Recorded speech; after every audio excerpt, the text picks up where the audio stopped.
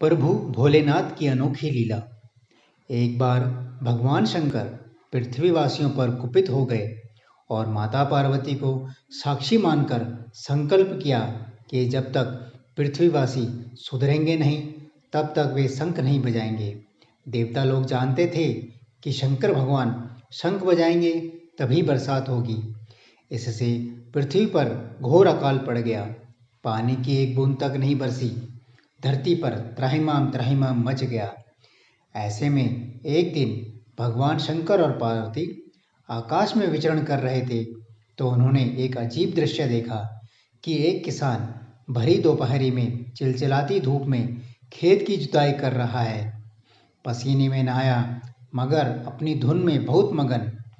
जमीन पत्थर की तरह सख्त हो गई थी, फिर भी वह जी जोड़ मेहनत कर रहा था।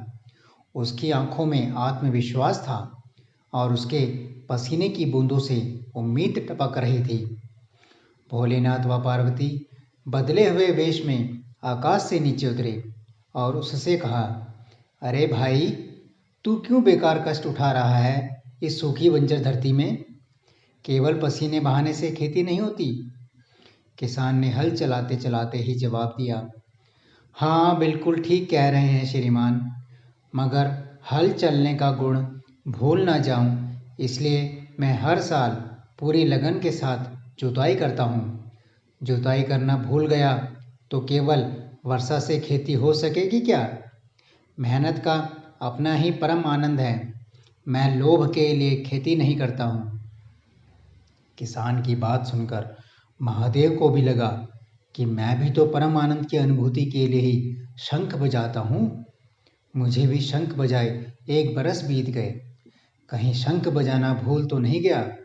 उन्होंने तुरंत अपनी झोली से शंख निकाला और जोर से फूंका।